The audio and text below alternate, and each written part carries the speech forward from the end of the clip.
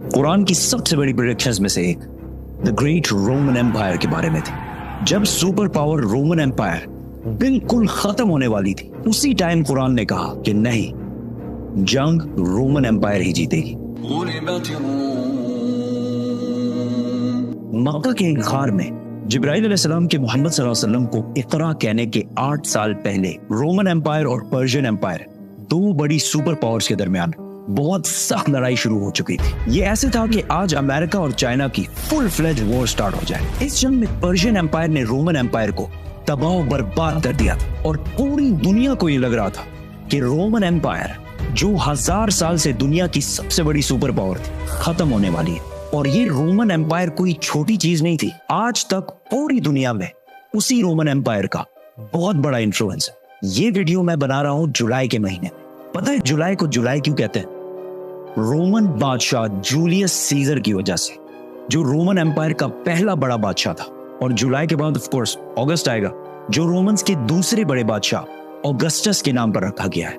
और इस सब के अलावा जितने प्लैनेट्स हैं, जुपिटर, मार्स, वीनस, ये भी इसी रोमन एम्पायर के खुदाओं के नाम पर रखे गए हैं। रोमन एम्पायर इस्लाम से 300 साल पहले दो पार्ट्स में बढ़ चुकी थी, ईस्टर्न और वेस्टर्न रोमन एम्पायर। जिसके बाद वेस्टर्न रोमन एम्पायर तो आहिस्ता आहिस्ता खत्म हो गई, लेकिन Eastern Roman Empire, Byzantine Empire, फिर भी दुनिया की सुपर पावर रही। इस जंग में ऐसे लग रहा था कि पर्शियंस आखिरकार इस रोमन एम्पायर को खत्म कर देंगे। इतना बड़ा काम पर्शियंस कभी भी अकेले नहीं कर सकते थे अगर उनके पास रोमन एम्पायर के अवाम का सपोर्ट ना होता। जंग से पहले रोमन एम्पायर की अवाम अपने बादशाह और अपने फौज से बहुत तंग आ चुकी थी, क्योंकि इस्लाम से 8 साल पहले रोमन बादशाह मोरिस, जिसको अवाम बहुत पसंद करती थी, उसके आर्मी जनरल फोकस ने तख्त से हटा दिया था और उसकी बीवी और 8 बच्चों को उसके आंखों के सामने बहुत ही बुरी तरह कत्ल कर दिया था। और इन सब के सरों को इस्तांबुल ने, उस जमाने में कॉन्स्टेंटिनोपल में, सारी अवाम के सामने लटका दिए थे। तो ये सब देखकर रोमन एम्पायर की अवाम ने इस नए बादशाह के खिलाफ हर तरफ बगावत शुरू कर दी। तो जैसे हर ताकतवर करता है, उसने इन प्रोटेस्टर्स को पूरी तरह क्रश किया और हजारों लोगों को जेलों में डाला और हजारों लोगों को कत्ल भी किया, ताकि अवाम में खौफ फैल जाए। लेकिन आहिस्ता आहिस्ता ये प्रोटेस्ट और भी ज्यादा फैलते गए। ये सब कुछ सुना सुनाया नहीं लग रहा? पर्शियन बादशाह खुसरो ने जब देखा कि रोमन एम्पायर की अवाम अपने बादशाह के खिलाफ हो गई है, तो उसने इस टाइम का फुल फायदा उठाया और रोमन एम्पायर पर हमला कर दिया। और आहिस्ता आहिस्ता रोमन एम्पायर के बहुत इंपॉर्टेंट प्रोविंसेस, सीरिया, इजिप्ट, फलस्तीन पर कब्जा कर लिया। तो आहिस्ता आहिस्ता रोमन एम्पायर की अवाम और फौज को समझ आ गई कि फोकस से ना हो पाएगा। तो उन्होंने अफ्रीका के गवर्नर, जिसकी लोग बहुत इज्जत करते थे, उससे मदद मांगी। तो उसने अपना बेटा हेराक्लियस को कॉन्स्टेंटिनोपल भेजा। जैसे ही वो पहुंचा, अवाम और फौज ने मिलकर पिछले बादशाह को हटा दिया और हेराक्लियस को अपना नया एम्परर बनाया और फोकस के साथ वही कुछ किया जो उसने पिछले बादशाह के साथ किया था। हेराक्लियस जैसे ही बादशाह बना, उसे पता चला कि 90,000 क्रिश्चियंस को कत्ल करके पर्शियंस ने यहूदियों की मदद से फलस्तीन पर कब्जा कर लिया है और क्रिश्चियंस की सबसे मुकद्दस होली जगह द होली सेपल्कर को तबाह कर दिया है। इसकी क्रिश्चियनिटी में वही अहमियत है जो इस्लाम में बैतुल्लाह शरीफ की है। और वो क्रॉस जिस पर जीसस को मारा गया था, अकॉर्डिंग टू द क्रिश्चियंस, उसे वहां से उठाकर अपने कैपिटल थेसिफोन, मदियन ले गए हैं। ये ऐसी था कि आज काबा से कोई हजर अस्वद उठा के ले जाए। कैन यू इमेजिन दुनिया में क्या होगा?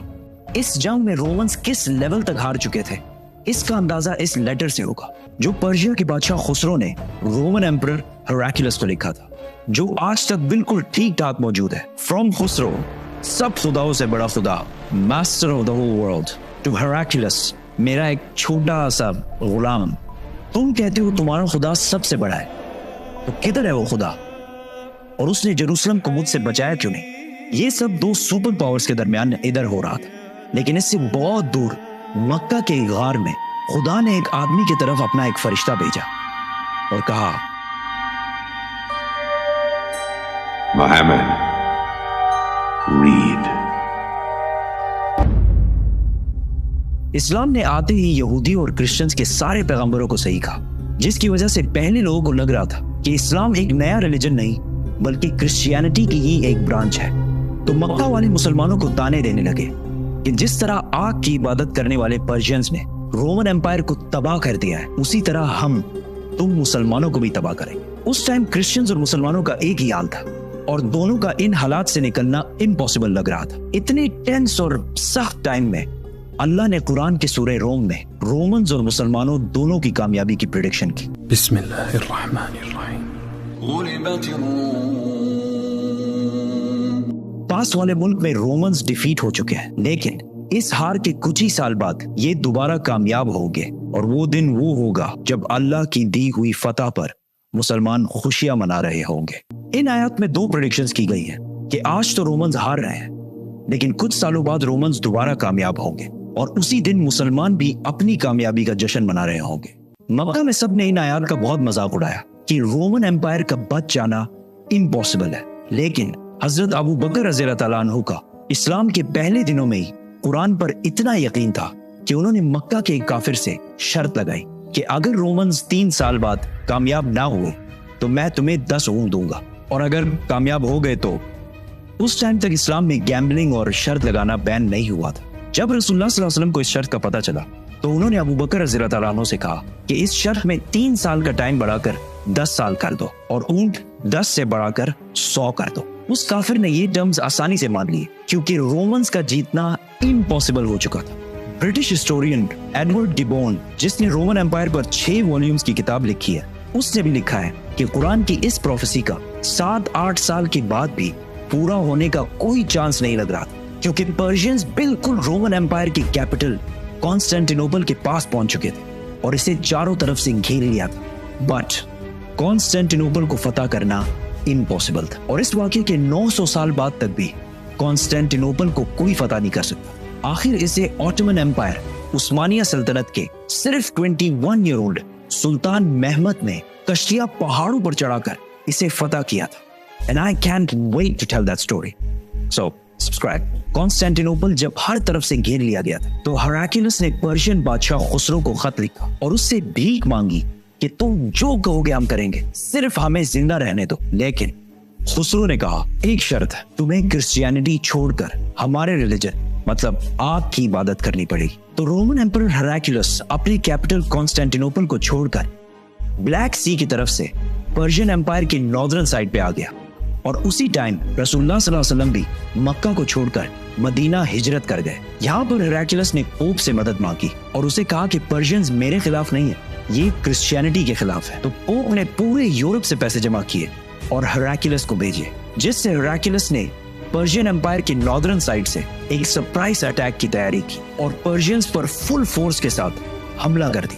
क्योंकि पर्शियंस सारे इस्तांबुल फतह करने में बिजी थे तो उनके अपने किंगडम का डिफेंस बहुत कमजोर हो गया था। हेराक्लियस बहुत तेजी से आगे बढ़ता गया और एक के बाद एक सिटी फतह करता गया और आखिरकार वो उस सिटी पहुंचा जो पर्शियंस के लिए सबसे होली सिटी थी, जो पर्शियंस का मक्का था, जिसमें उनका सबसे बड़ा आग का टेंपल भी था, जिसमें आग बहुत सालों से जल रही थी। तो हेराक्लियस ने अपना पूरा बदला लिया और उस सिटी को उसी तरह तबाह किया जिस तरह उन्होंने जेरूसलम को तबाह किया था। इस वाकये के बाद गेम कंप्लीटली चेंज होने लगी और ये कई सालों में रोमन्स की पहली बड़ी जीत थी और वो इसके बाद अपनी खोई हुई सल्तनत दोबारा हासिल करने लगे। और इसी टाइम सिर्फ 313 मुसलमानों ने मक्का के काफिरों को जंगे बदर में हरा दिया और अपनी पहली जंग जीतने का जश्न मनाने लगे और कुरान की प्रोफेसी पूरी हो गई।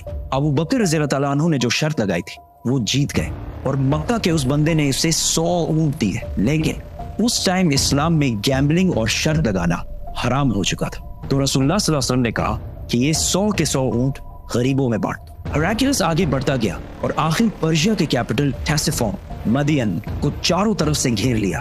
पर्शियंस को जब कोई और उम्मीद नजर नहीं आई तो खुसरो के बेटे ने अपने बाप और अपने 18 भाइयों के सर काट दिए और रोमन एम्पायर के सामने सरेंडर कर दिया। और इस जंग में रोमन एम्पायर का जितना नुकसान हुआ था वो सारे पैसे वापस करने का वादा किया और अपनी सारी फौज को रोमन एम्पायर से वापस बुला लिया। मतलब पर्शियन एम्पायर बहुत ही बुरी तरह हार गई। रोमन एम्पायर ने उस क्रॉस को जो पर्शियंस जेरूसलम से बहुत गुरूर में लेकर गए थे वापस लाया और उसे उसी जगह पर रखा जहां वो पहले था। और इसी साल मुसलमानों और मक्का वालों के दरमियान सुलह हुदैबिया की हिस्टोरिक एग्रीमेंट हुई जिससे मुसलमानों की तकदीर हमेशा के लिए बदल गई और कुरान ने इसे एक बहुत बड़ी फतह कहा। हेराक्लियस अब तो दुनिया का सबसे ताकतवर बादशाह बन गया था। लेकिन सुलह हुदैबिया के कुछ ही अरसे बाद रसूलुल्लाह सल्लल्लाहु अलैहि वसल्लम ने इसी हेराक्लियस को एक लेटर लिखा और इसे इस्लाम की दावत दी, लेकिन हेराक्लियस नहीं माना और अगले कुछ ही सालों में मुसलमानों ने ऑलमोस्ट पूरी रोमन एम्पायर को फतह कर लिया और सिर्फ रोमन एम्पायर को नहीं, पर्शियन एम्पायर को भी फतह कर लिया और आज तक मुसलमानों से ये इलाके दोबारा कोई भी नहीं छीन सका। सब्सक्राइब।